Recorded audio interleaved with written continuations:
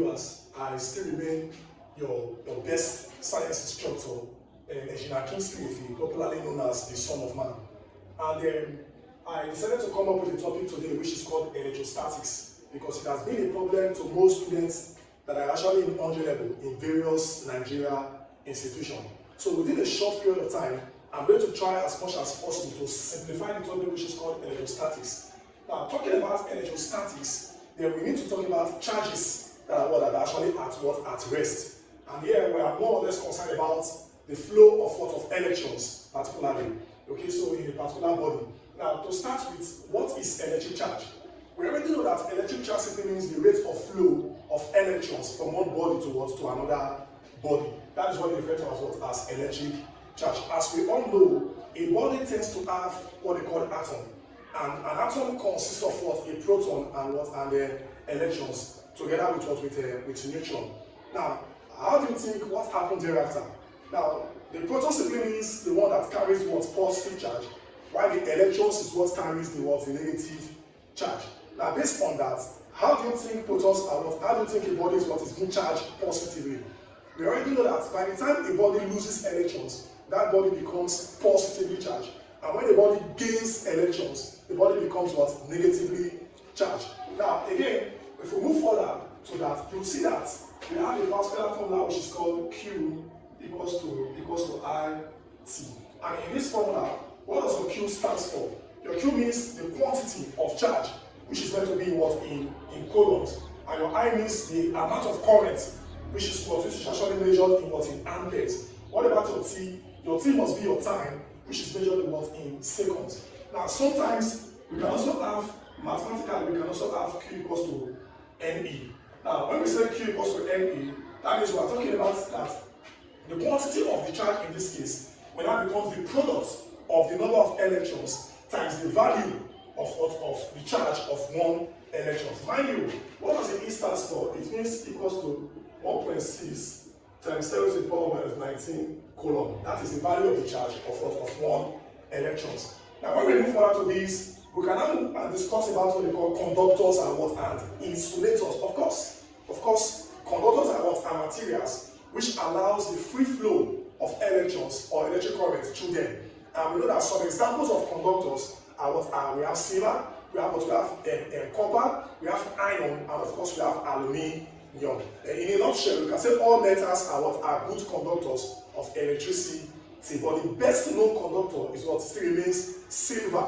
And then maybe you can talk about the next, which is called copper. Now, moving straight to what we call insulators. What are insulators? Insulators are materials which do not allow the free flow of electrons through them. And of course, we already know examples of insulators. We can be talking about glass, plastics, ceramics, and so on, and what even cotton. It can also be an insulator. So before then, we can now move to what we call, let's talk deeply into what we call electrostatics. As we all know, there is a particular law which is called Coulomb's law of electrostatics.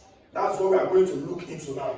Now, based on the Coulomb's law of electrostatic forces, to start with first, we have to first of all know how to state Coulomb's law of electrostatic forces. Of course, the law states that the force of attraction or repulsion between 2 point charges is directly proportional to the product of the two charges and inversely proportional as the square of their distance apart.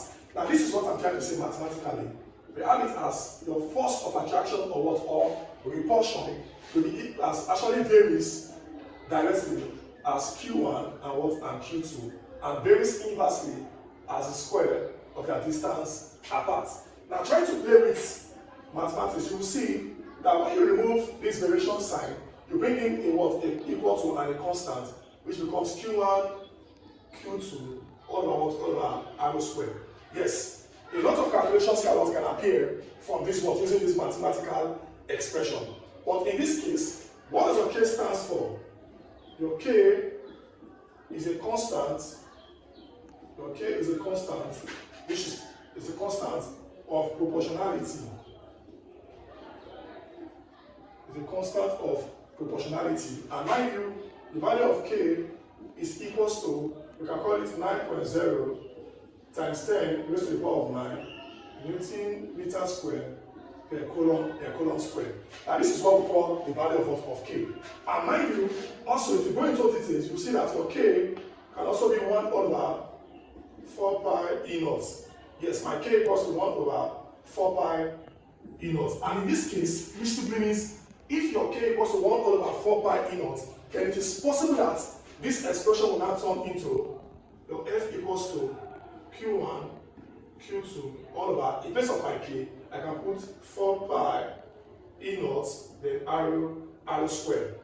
Mind you, in this formula you have on the board, you can see this is the major formula, and this guy is also what? It's also a major what? Another major what? Formula. Telling us that force of attraction or repulsion varies inversely as a square of their distance of what? Separation between the two charges. What does this imply? It simply means that by the time the force, if the distance decreases, the force of attraction or repulsion becomes what will be increased, since the varies what? Since the varies inversely. Sometimes it is also possible that jam can choose to vary force a lot at the distance of separation. That means we can say since F equals to F varies directly as a constant and inversely as the distance of separation, we can now say K equals to F times 1 times R squared. Meaning that we can say F1 times R1 all squared equals to F2 times R2 all squared. When do we use this particular formula? It is only when we are trying to vary force with what with the distance of separation between the 2 point charges. Now, since we have seen this particular one, which means we can either use, as a mention of the name, Coulomb's law of electrostatic forces. The two major formulas that will come into our mind is either this man or what, or this particular man. Or sometimes if you want to spread your tentacles, if they choose to play with it, then you can decide to want to go into it by using this guy to resolve. Now, to cut the long story short, we also have what we call that is based on Coulomb's law that now we have seen. So although I'm going to come back again and what I run a lot of calculations using all these mathematical expressions. Now, since we have seen that particular one, there is need for me to talk of electric field intensity. Yes, electric field intensity. Now, talking about electric field intensity, as we all know, electric field intensity can be defined as the force exerted on the what? On the unit positive charge. And then we have the formula which is electric field intensity, which can also be called electric field strength, can sometimes be force over what? Over the charge, or if you want to go deep into it, it becomes E equals to, remember we have already gotten the formula for the force, which means the force will now be KQ small q all over what? All over R squared. Now if this guy is divided by what? Divided by Q, and you go further, you can say E becomes KQ all over the distance of separation squared times 1 over what? 1 over Q. Q will now cancel what? Q, and then we can say the electric field intensity also can either be KQ over what? Over R squared. Now we use this guy to calculate electric field intensity, but mind you, this electric field intensity, which happens to be the ratio of the force to what? To a unit positive charge, now has a particular SI unit, which is meant to be in what? In Newton per what? Per meter. Now, it's either you are calling it Newton per what? Newton per what? Per coulomb, or that's the, please sorry to say, the SI unit for what? For electric field intensity is Newton per what? Per coulomb. Although you can also say electric field intensity also means the potential difference all about what? All about distance of what? Of separation. And you know that potential difference is in volts, and what? And distance is what? Is in meters. So in most cases, the SI unit of electric field intensity can either be in what? In newtons per coulomb, or what? Or volts per what? Per meters. Any of them you see what? In exact condition, they are what? They are actually what? Correct. So don't ever have it in mind that the unit for electric field intensity can only be in newtons per coulomb, but it can sometimes be what? In volts per what? Per meter, depending on the expression you are going to use to what? To carry out your calculation. Now, let's go further. Since we already know that your constant of proportionality is the inverse of what? Is the inverse of 4 pi times what? Times E naught, then it will make more sense to also express it as your E will now be, in place of my K, I can say Q all over 4 pi E naught, then what? Then R squared, for also calculating what? Electric field intensity. That is what gives rise, that's what actually gave rise to this expression. Because most students, they always see it as it is just written in what? In most textbooks without showing how the expressions are what? Are being obtained. So I'm trying to make life easy. That is why I'm showing us all this what? All these derivations. Now, spreading our tentacles further, you can also see that there are lots of formulas, again, under this electric field intensity. So if you must calculate electric field intensity, if you have to recap, please, the first one is electric field intensity happens to be force per unit charge, can be called equation 1.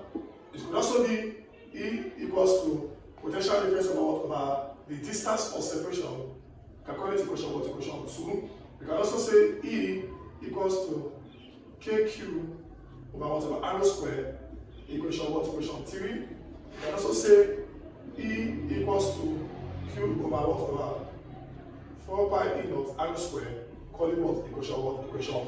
And I want to be sure that this one is clear enough. Now, if you go a bit further, what does this E naught stands for? Your E naught is normally referred to as what? Your E naught is called permittivity. It's called permittivity. Permittivity of free space. Permittivity of free space or vacuum. And it asks a value.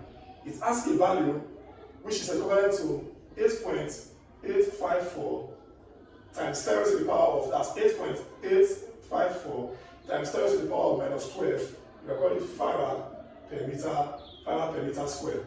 And yes, this is the formula, this is the expression of the value for E naught. So meaning that if you take the inverse of 1 over 4 times pi times the value of your permittivity of free space or vacuum, what you are going to arrive at will be 8.854 times 10 to the power of minus 12 farad per meter squared. Now going further, you will see that we can also sometimes relate this electrostatic with what they call Gauss's law. Yes, if you want to go a bit more advanced, there's something we call Gauss's law. Now, what is Gauss's law? We are going to see Gauss's law and sometimes some mathematical expressions, some bad mathematical expressions that are a bit given. Okay, so what is this Gauss's law we are talking about?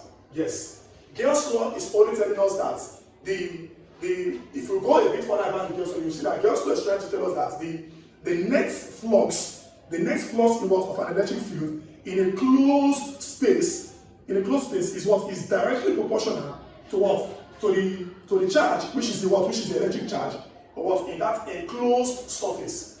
Yes, I come back again and tell us that if it says state Gauss's law, it simply states that the net flux in an electric field in a closed surface is directly proportional to the electric charge, which is enclosed in that particular surface. Now, what am I trying to say? You find out that we have something like this, which is your E, we have it as your E times your EDA, will now be equals to your Q over your E naught. Yes, this is actually related to what they call Gauss's law. You can as well see that in this case, what does your E stands for?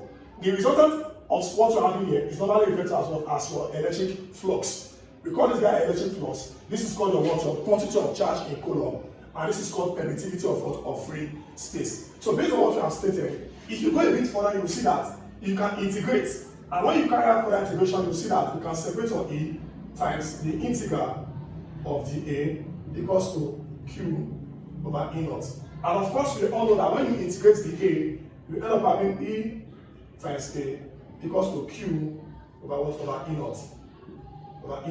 So a lot of formulas can be derived. Number one, this first expression got to already, which is very, very important in some calculations. Then we can as well say that if you make your E to stand alone, you say that your E will now be equals to, you can call it E times E naught equals to Q over A. That is if you can relate very well. For those who are strong, you find out that E times E naught equals to Q over A. Now what is Q over A? It means the ratio of the quantity of charge per unit area. Now, which can sometimes be referred to as what they call it surface charge density. Yes, the surface charge density is the quantity of charge flowing in a particular in a unit area. Now we can also say that if we have that way, then we can say your E times your E naught will now be equal to your this. Now this value, what does this thing stands for?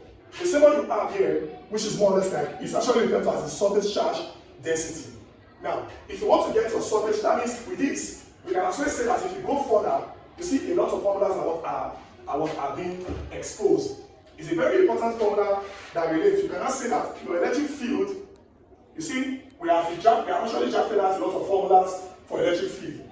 Now, based on our derivation, we saw that electric field can also be surface charge density, all about the permittivity of free space or permittivity of vacuum. Please take note. You have seen all the formulas for calculating electric field intensity.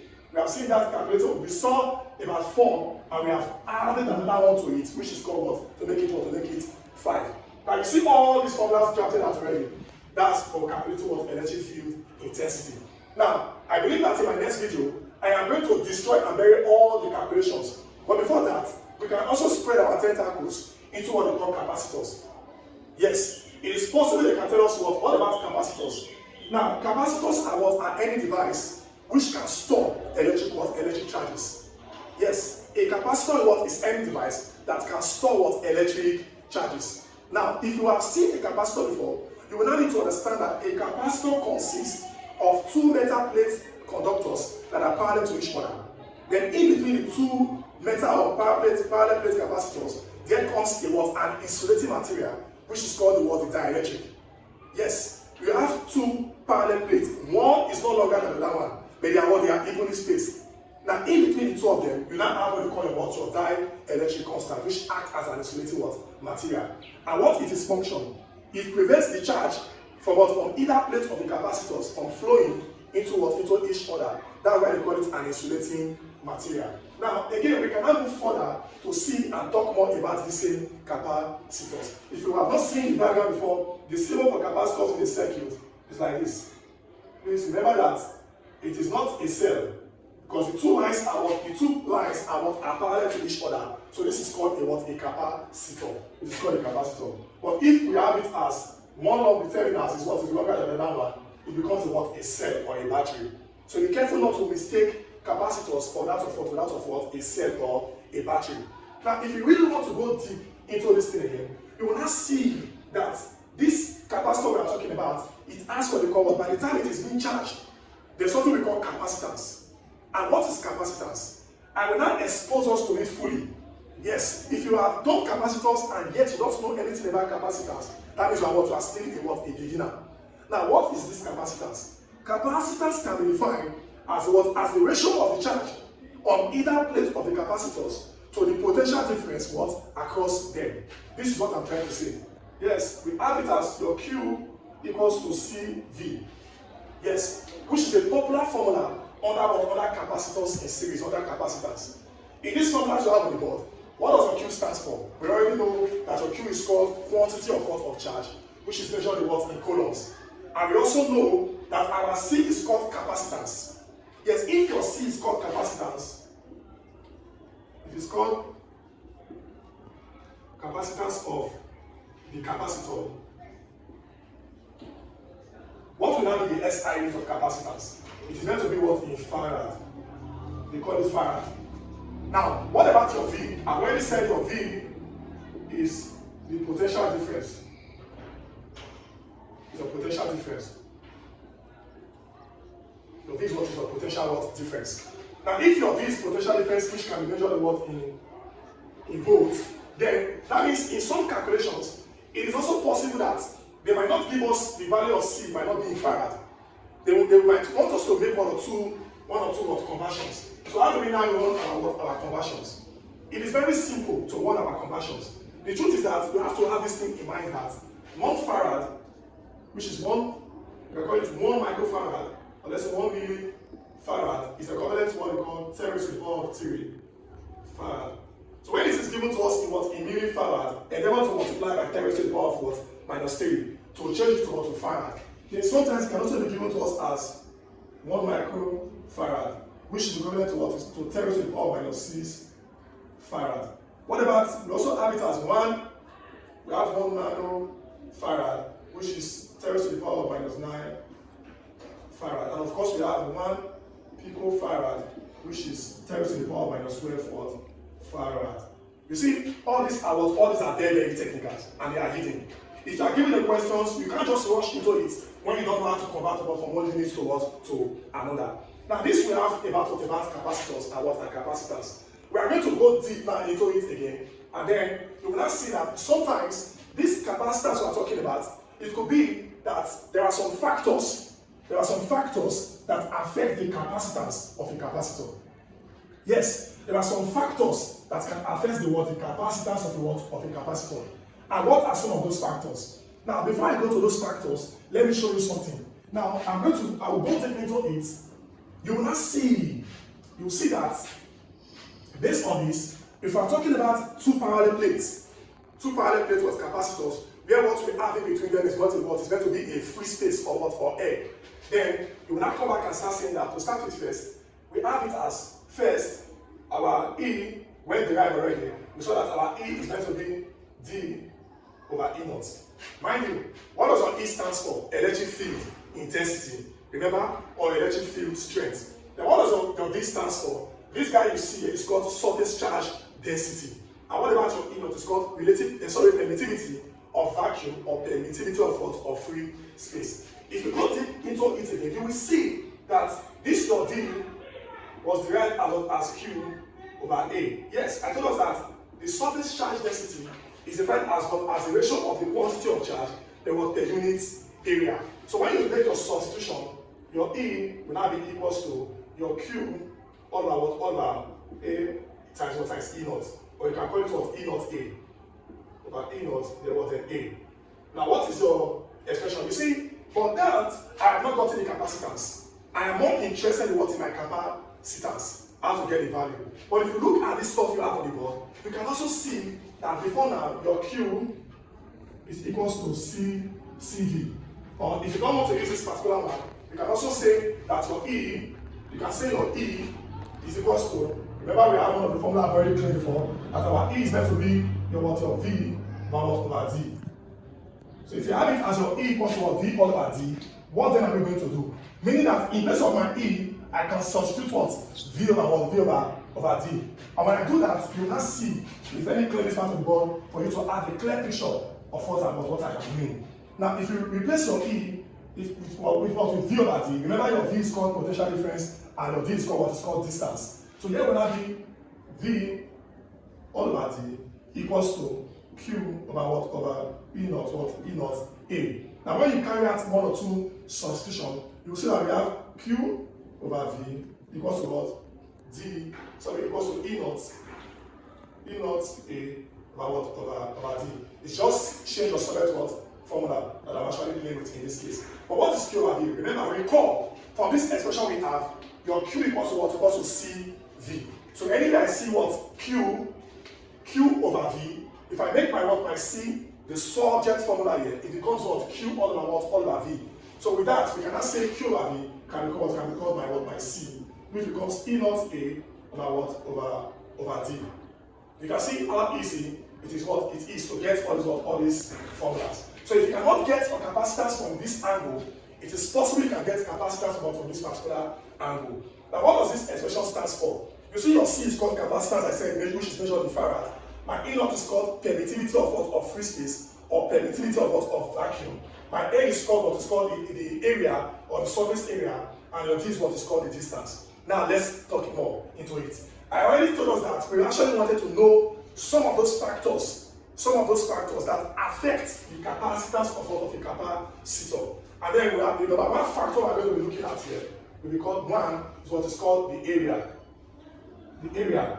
Okay? Now when we say the area is what is the factor to put into consideration. Now if you look at it, the area varies directly as well as the capacitance. So which means if you want to increase the capacitance of the capacitor, what will you do? You will increase the area. Once the area of the two parallel plates are increased, that means it will increase the capacitance. And then again, the dielectric, or which is the nature of the material that is being used, can also increase the capacitance of the capacitor. Then if you look at it, the capacitance varies inversely as the distance of their separation. What does this stand for? The distance between two parallel plates conductors of a capacitor. Meaning that if you decrease the distance, you are going to increase the capacitance. Why? Because it varies inversely to each other. Now we have seen more about capacitors and capacitors. We are going to go deep. Like I said, in this video, I am not going to carry out my calculations yet.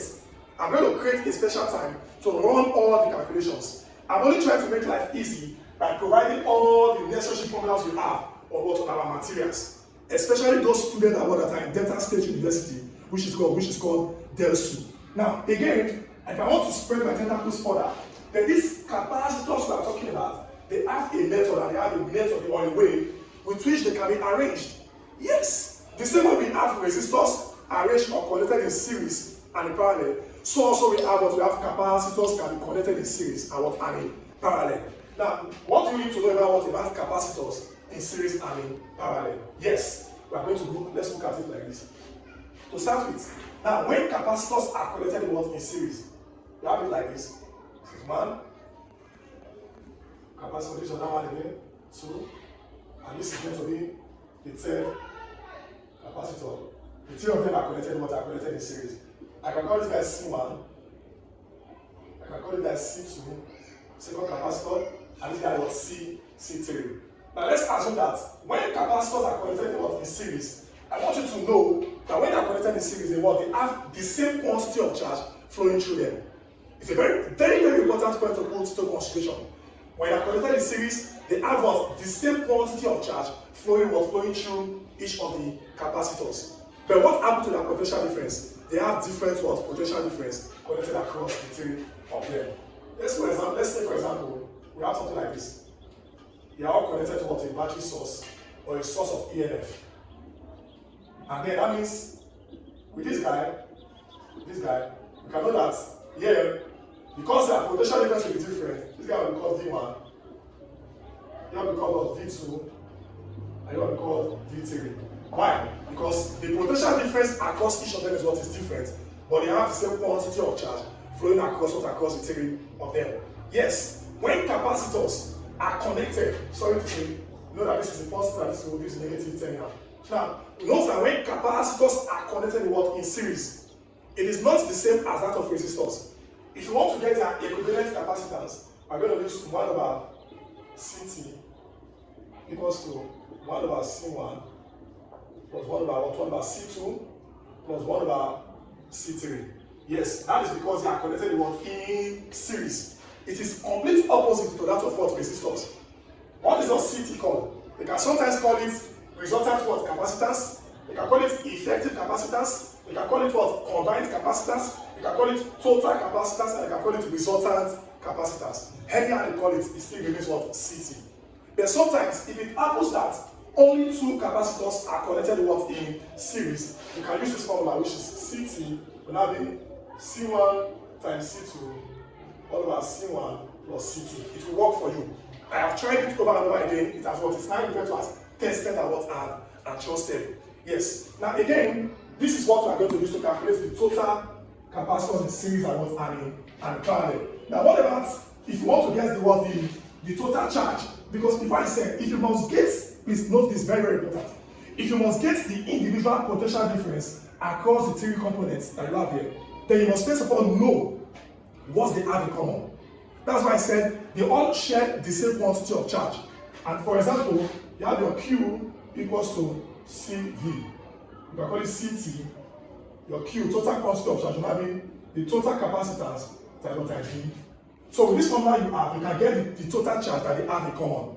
And once you have gotten this, how do you get V1, V2, and V3? Life becomes easy. Now in this case, to get your V1, it's a matter of trying to make your V the subject of the formula here, which is V equals to Q over C. So you can say V1 will now be what they have in common all over C1. The same way, V2 equals to what they have in common over C2. And the same way, you can also say V3 equals to what they have in common over C3. So if you apply, no matter what, anyhow the question will appear or it will come, there is no way they can go aside these expressions right here. Because it is either you are calculating for the resultant capacitance, or we are calculating for their individual potential difference. And I believe with what I have said, I am able to at least destroy and bury capacitors in series. The last part of it we are going to be looking at now is this: is capacitors connected in parallel. Yes, it is very, very technical. It is very, very technical. When capacitors, I repeat, when capacitors are connected, when they are connected in parallel, there's an important point you need to know. It looks like this. The diagram will now be to take this format.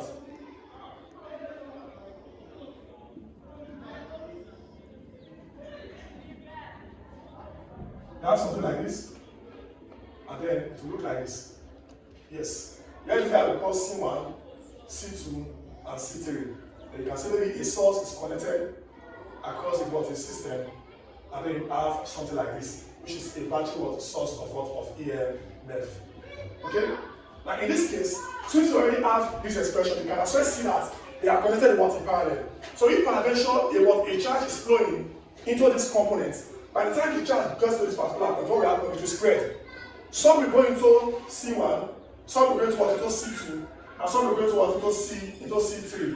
Now meaning that the quantity of charge in this case, when they are connected in parallel, the quantity of charge is actually different.